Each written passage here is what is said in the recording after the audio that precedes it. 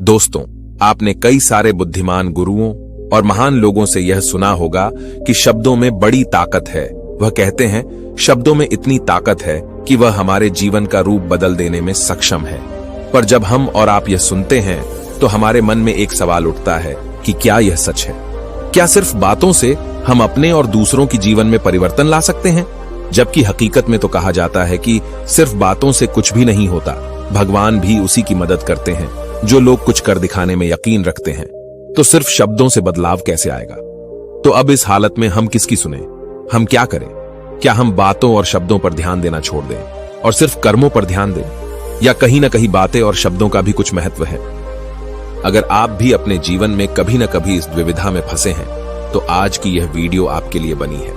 आज हम जानेंगे कि शब्दों का हमारे जीवन में कितना बड़ा किरदार है और क्या वो सच में हमारे जीवन का रंग रूप बदल सकते हैं या नहीं। तो चलिए शब्दों की दुनिया में साहसी यात्रा पर निकलें और जानें कैसे शब्दों का जादू हमें अपनी ओर खींचता है और हमें बांधता है, और कैसे केवल शब्दों से हमारा पूरा जीवन एक नया रूप ले सकता है। क्योंकि हमारी बातें एक इंसान को बना भी सकती हैं और बिगाड़ भी सकती हैं। दोस्तों, लेकिन कहानी शुरू करने से पहले मेरी एक छोटी सी रिक्वेस्ट है आपसे, कृपया इस वीडियो को लाइक कर दे। आपका ये लाइक हमें प्रोत्साहन देता है। तो चलिए आज हम यही बातें एक कहानी के माध्यम से समझते हैं। दोस्तों, एक नगर में एक महान बौद्ध भिक्षु रहा करते थे। वह बहुत ज्ञानी थे और बहुत ही शांत स्वभाव के थे, और उनकी यह बात ही उनकी विशेषता भी थी। एक बार की बात है, बौद्ध भिक्षु नगरवासियों को उपदेश दे रहे थे। बौद्ध भिक्षु कह रहे थे कि शब्दों में जीवन बदलने की शक्ति होती है। अपने शब्दों से जीवन बदलो। हम जो भी शब्द अपने लिए या दूसरों के लिए कहते हैं या जो भी बातें करते हैं उस पे हमें ध्यान देना चाहिए। इतना कहकर बौद्ध भिक्षु ने अपना उपदेश समाप्त किया और वहां से चले गए। एक दिन वह बौद्ध भिक्षु एक मार्ग से होकर गुजर रहे थे। उसी मार्ग से एक युवक होकर गुजर रहा था। उस युवक ने जब उन बौद्ध भिक्षु को देखा तो वह जोर जोर से हंसने लगा और कहने लगा, अरे साधु महाराज, आप तो ढोंगी है। आपके उपदेशों में यह कहने से कि शब्दों में बड़ी ताकत है, आपकी बात सत्य नहीं हो जाएगी। ये सब सिर्फ बातें हैं। भला ऐसे कैसे हो सकता है कि शब्दों से हमारा जीवन बदल सकता है? उस युवक की सारी बातें उन भिक्षुओं ने ध्यानपूर्वक सुनी और उसके बाद वह मुस्कुराते हुए उस युवक से कहते हैं, बेटा, नाथ से ही तो यह दुनिया प्रकट हुई है, और अच्छे शब्दों के पीछे भी नाथ ही होता है जो पूरा जीवन बदल देता है। वह बौद्ध भिक्षु उस युवक से कहते हैं, देखो, मैं तुम्हें अपने अनुभव से बता रहा हूं, लेकिन फिर भी तुम्हें यकीन न हो तो तुम इसे खुद आजमा कर देख सकते हो। उन बौद्ध भिक्षु की यह बात सुनकर युवक थोड़ा सा गंभीर हो गया। उसने काफी देर सोच विचार किया और उसके बाद उन बौद्ध भिक्षु से कहता है, हे गुरुवर, अगर ऐसी बात है तो आप मेरे साथ चलिए। मेरा छोटा भाई है जिसकी उम्र करीब 25 वर्ष है और उसे न जाने क्या हुआ है। वह करीब 3 वर्षों से कुछ भी नहीं करता, बस लेटा रहता है। दिन भर वो कुछ न कुछ सोचता रहता है। उसकी यह हालत देखकर हम सब बहुत परेशान हैं। माता पिता भी बहुत चिंतित रहते हैं। हम सब ने कई तरीके अपनाए, कई योजनाएं अपनाई, लेकिन कुछ भी काम नहीं आया। हमने कई बार उससे बात करने तक की कोशिश की, लेकिन वह हमसे कुछ भी नहीं कहता। परिवार का हर एक सदस्य पूरी तरह से थक चुका है, हार चुका है। आखिर वह क्या करना चाहता है, किसी को कुछ नहीं पता। तो हमारे शब्दों से उसका जीवन क्यों नहीं बदला? और जैसा कि आप कह रहे हैं कि शब्द सचमुच जीवन बदल सकते हैं, तो क्या आप मेरी मदद करेंगे? इस पर बौद्ध भिक्षु मुस्कुराते हुए उस युवक के साथ चल पड़ते हैं। वह युवक उन बौद्ध भिक्षु को एक खेत में ले जाता है और अपने भाई की तरफ इशारा करके कहता है, हे गुरुवर, यही मेरा भाई है जो पूरे गांव में आलस और मक्कारी के लिए मशहूर है। आप कहते हैं कि शब्दों में वह शक्ति है जो हमारा जीवन बदल सकती है। तो क्या आपके शब्द इसका जीवन बदल सकते हैं? अगर यह सत्य है तो आप इसका जीवन बदल कर दिखाएं। उन बौद्ध भिक्षुओं ने उस युवक के भाई को ध्यानपूर्वक देखा। वह एक पेड़ की छांव में आराम से सो रहा था। जब बौद्ध भिक्षु उस युवक के भाई के पास पहुंचे और आराम से उसके सर पर हाथ फिराते हुए कहते हैं, उठो बेटा, बहुत देर हो चुकी है। यह सोने का समय नहीं, यह तो जागने का समय है। उन बौद्ध भिक्षुओं की आवाज सुनकर वह लड़का थोड़ा सा अचरज में पड़ गया। आखिर कौन है जो मुझे इतने प्यार से जगा रहा है? वरना सभी गांव वाले तो मुझे आलसी और मक्कार ही कहते हैं। आखिर कौन है जो मुझे इतना अपनापन दिखा रहा है? उसने आंखें खोली और आंखें मलते हुए उसने पूछा, हे गुरुवर, आप कौन हैं और यहां क्यों आए हैं? इस पर बौद्ध भिक्षु उस युवक से कहते हैं, बेटा, यह प्रश्न तो मैं तुमसे करना चाहता हूं, तुम कौन हो? यही तो तुम्हें जानने की आवश्यकता है। उन बौद्ध भिक्षुओं की बात सुनकर वह लड़का जोर से हंस पड़ता है और कहता है, हे गुरुवर, यदि आपको मेरे बारे में जानना है तो जाइए और गांव के किसी भी सदस्य से पूछ लीजिए। आपको पता चल जाएगा कि मैं कौन हूं। आपसे हर कोई यही कहेगा कि वह तो आलसी है, मक्कार है, तरह तरह के ताने सुनाएंगे, तरह तरह की बातें कहेंगे। इससे आपको यह जरूर यकीन हो जाएगा और आपको यह पता भी चल जाएगा कि मैं कौन हूं। तभी बौद्ध भिक्षु मुस्कुराते हुए उस लड़के से कहते हैं, सबसे पहले मेरी यह बात सुन लो।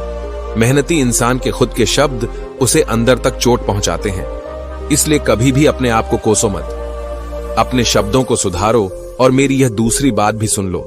मैंने उन गांव वालों से नहीं पूछा कि तुम कौन हो, मैं तुमसे पूछ रहा हूं कि तुम कौन हो, लेकिन तुमने तो अपनी आदतें मुझे बताई।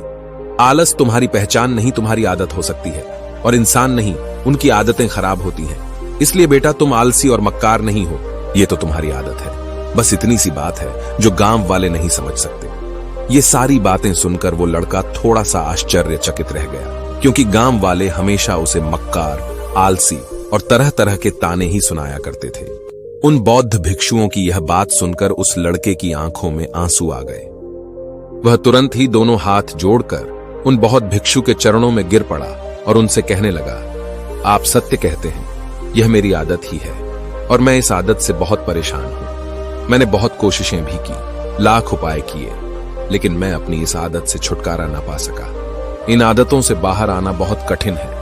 मैंने कई बार आलस छोड़ने का प्रयास तक किया, पूरी कोशिश भी की, लेकिन कोई लाभ नहीं हुआ। मैं जब भी कोई कार्य करने की कोशिश करता हूं तो पता नहीं क्यों मेरा मन कहीं और भागने लगता है। मेरा दिमाग किसी और दिशा में काम करने लगता है और मैं उस काम पर ध्यान ही नहीं दे पाता।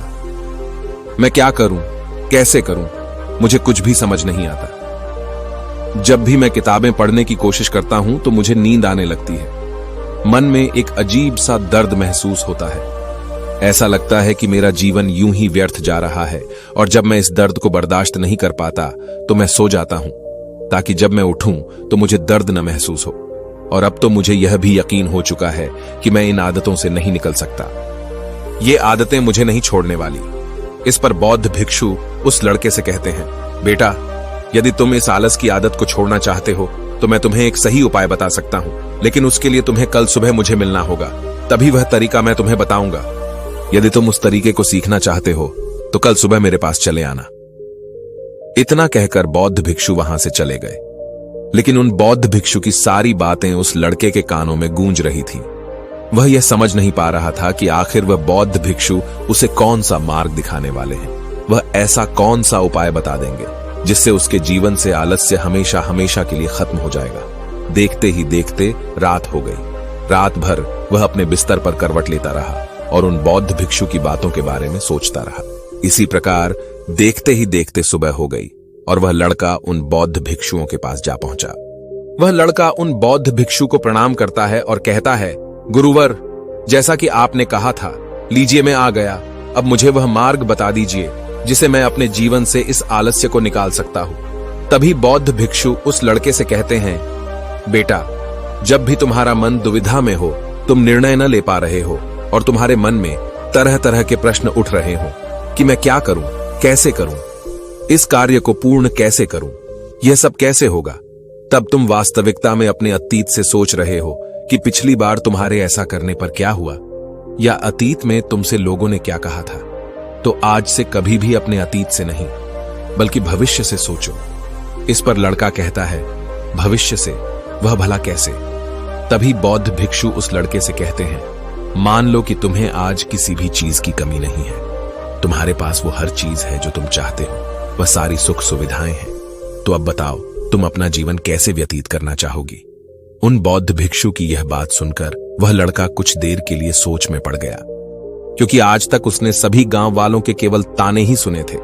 किसी ने भी आज तक उसके जीवन के बारे में उससे ऐसी बात नहीं की थी, और वह गुरुवर उसे आने वाले भविष्य के बारे में उससे बातें कर रहे थे। उन बौद्ध भिक्षु की यह बात सुनकर वह लड़का खुद से प्रश्न करने लग गया कि अगर मेरे पास सब कुछ होगा, धन की कोई कमी नहीं होगी और सारी सुख सुविधाएं होंगी, तो मैं अपना जीवन कैसे व्यतीत करूंगा? कुछ देर सोच विचार करने के बाद वह उन बौद्ध भिक्षु से कहता है, गुरुवर, मैं यह दुनिया घूमना चाहूंगा, पहाड़ों पर चढ़ना चाहूंगा, समुद्र की रेत पर चलना चाहूंगा और मैं एक बहुत बड़ा व्यापारी बनना चाहूंगा। तभी अचानक उस लड़के का ध्यान टूट गया और वह उन बौद्ध भिक्षु से कहता है, परंतु हे गुरुवर, यह सब कैसे संभव होगा? केवल मेरी मात्र सोच लेने से तो यह सब पूरा नहीं होने वाला। उसके ऐसा कहते ही उसके अतीत में बीती हुई सारी घटनाएं उसकी आंखों के सामने से गुजरने लगी और वह एक बार फिर से निराश होने लगा। और अब वह यह सोचने लगा कि मेरे पास तो पैसे ही नहीं है, तो मैं भला व्यापार कैसे कर सकता हूं? न ही मेरे पास व्यापार का कोई अनुभव है। ऐसी स्थिति में मैं भला यहां से कैसे निकल सकता हूं? उस लड़के के इस प्रश्न का जवाब देते हुए वह बौद्ध भिक्षु उस लड़के से कहते हैं, भंते, हर रात में सोने से पहले तुम हर दिन अपना लक्ष्य एक कागज पर लिखो और सुबह उठकर सबसे पहले उस लक्ष्य को देखो और सोचो कि उस लक्ष्य को पाने के लिए तुम आज क्या कर सकते हो, और जो भी तुमने उस कागज पर लिखा होगा उस कार्य को उसी दिन पूरा करने की हर मुमकिन कोशिश करो। इस पर वह लड़का कहता है, ठीक है, आप सच कह रहे हैं, लेकिन जब मैं बहुत सोचने लगता हूं तो मेरा मन बेचैन होने लगता है और मन में तरह तरह के विचार उठने लगते हैं और इन विचारों को शांत करने के लिए मैं सो जाता हूं ताकि वह विचार मुझे परेशान न कर पाए। उस लड़के की इस समस्या का समाधान करते हुए वह बौद्ध भिक्षु उस लड़के से कहते हैं, बेटा, अंतर्मन की चाल को पकड़ो और शब्दों की मदद से नया भविष्य बनाओ। तभी लड़का कहता है, हे गुरुवर, आप क्या कहना चाहते हैं? मैं आपकी बात समझ नहीं पा रहा। इस पर बौद्ध भिक्षु मुस्कुराते हुए कहते हैं, बेटा, कैसे होगा? यह जो सवाल है, यह सवाल नहीं बल्कि एक डर है जो तुम्हारे अंतर्मन में बैठा हुआ है, जो तुम्हें अगला कदम लेने से रोक रहा है, तुम्हें कदम आगे बढ़ाने से रोक रहा है। यदि तुम वास्तविकता देखो तो किसी को भी नहीं पता होता कि वह कार्य कैसे होगा, लेकिन एक इंसान जब दृढ़ निश्चय कर लेता है तो वह अपने उद्देश्य को सामने रखकर लगातार प्रयास करता रहता है और वह अपनी सफलता प्राप्त कर ही लेता है। तभी वो लड़का उन बौद्ध भिक्षु से कहता है कि हे गुरुवर, अगर ऐसी बात है तो मन में बार बार चिंता क्यों होती है? मन बार बार बेचैन क्यों हो उठता है? इस पर बौद्ध भिक्षु कहते हैं, बेटा, क्योंकि तुम्हें डर है कि तुम कमजोर हो। तुम्हारे अंतर्मन में बैठा है कि तुम में कुछ कमी है, तुम किसी काम के नहीं हो, और यही कारण है कि तुम कोशिश करने से डरते हो, क्योंकि तुम्हारा अंतर्मन हमेशा तुम्हें रोकता रहता है। जब भी तो कोई कार्य शुरू करना चाहते हो, तुम्हारा मन तुमसे पहले कह देता है, इससे आगे मत बढ़ना, अन्यथा तुम हार जाओगे, और इसी कारण तुम्हें चिंता होने लगती है, तुम्हारा मन बेचैन होने लगता है। तभी वो लड़का कहता है, गुरुदेव, आपने जो कुछ भी कहा वो बिल्कुल सत्य है, लेकिन अब आप ही मुझे बताइए कि मैं इस परेशानी से बाहर कैसे निकलूं? इसका जवाब देते हुए वो बौद्ध भिक्षु उस लड़के से कहते हैं, बेटा, इस समस्या का समाधान बहुत ही आसान और सरल है। तुमने देखा होगा कि अक्सर ही हम अपने आप को दोष देते रहते हैं, अपने आप को तरह तरह के अपशब्द कहते रहते हैं जो हमारे अंतर्मन में जाकर बैठ जाते हैं और वही हमें आगे बढ़ने से रोकते हैं।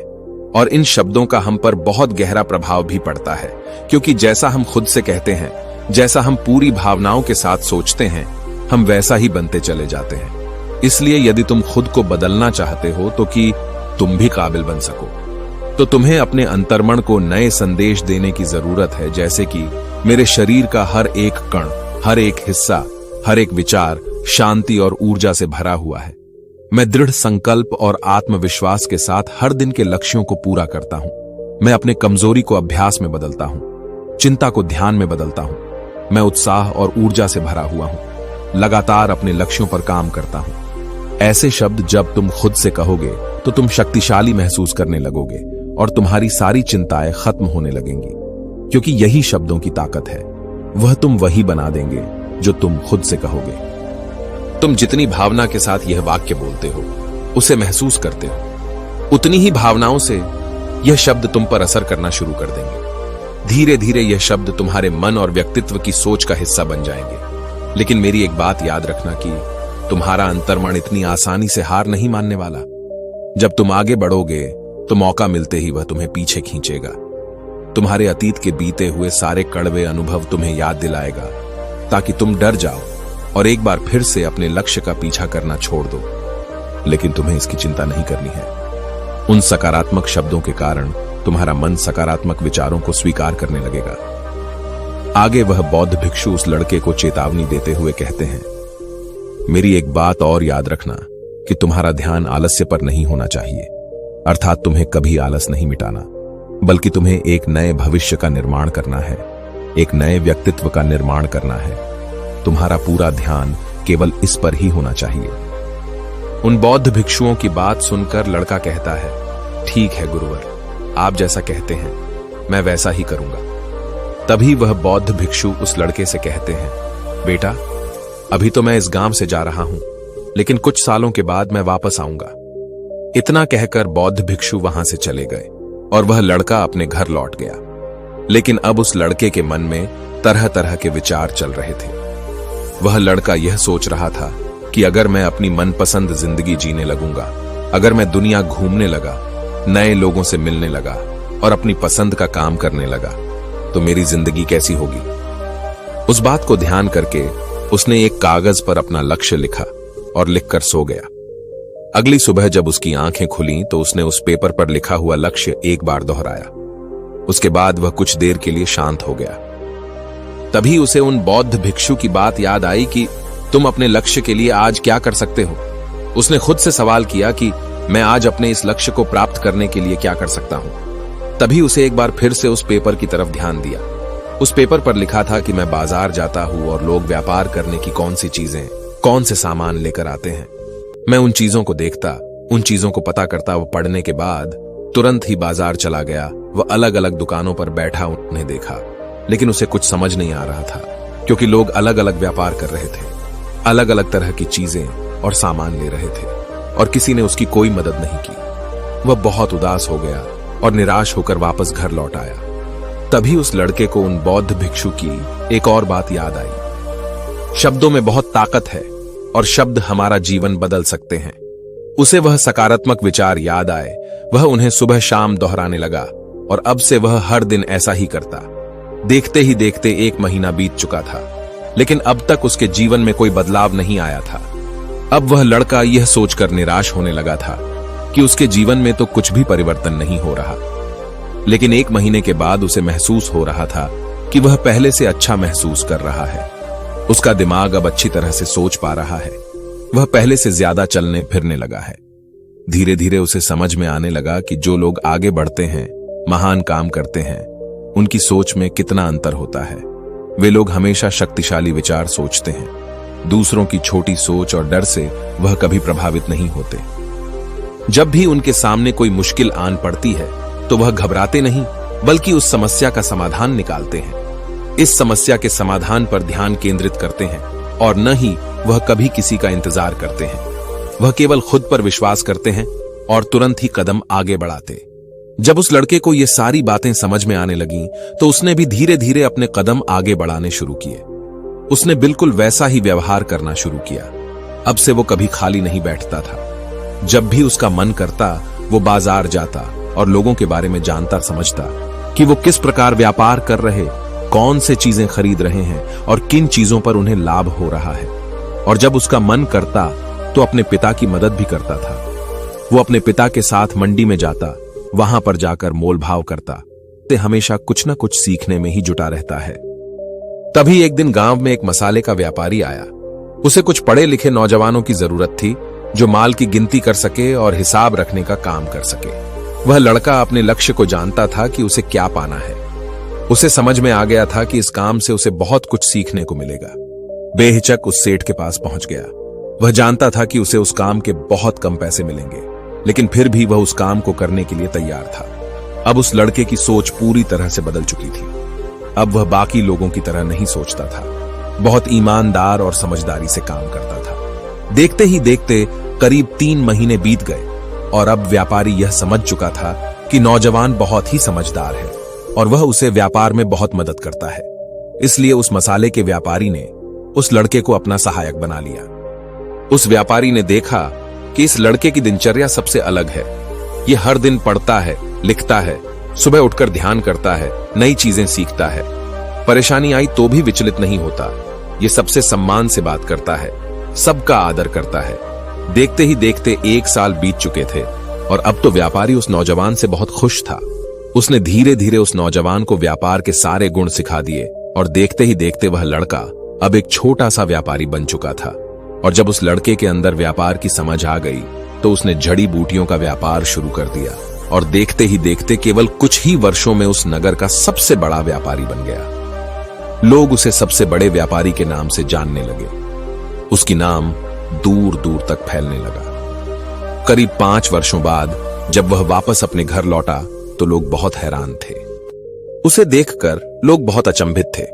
उसके सारे जानने वालों ने उस लड़के से पूछा, तुम इतना कैसे बदल गए? तब उसने कहा, उन गुरु ने सच ही कहा था, शब्दों से हम जीवन बदल सकते हैं। वैसे आपने आज के इस वीडियो से क्या सीखा हो, मुझे आप कमेंट में जरूर बताइएगा। इसी के साथ में उम्मीद है कि आपको आज की ये वीडियो जरूर पसंद आई होगी। तो इस वीडियो को लाइक और अपने दोस्तों के साथ शेयर भी जरूर कीजिएगा और हमें ऐसे ही सपोर्ट करने के लिए चैनल को सब्सक्राइब जरूर दबा दीजिएगा। तो चलिए फिर मिलते हैं अगली वीडियो में। तब तक के लिए अपना ख्याल रखें। धन्यवाद और नमो बुद्धाय।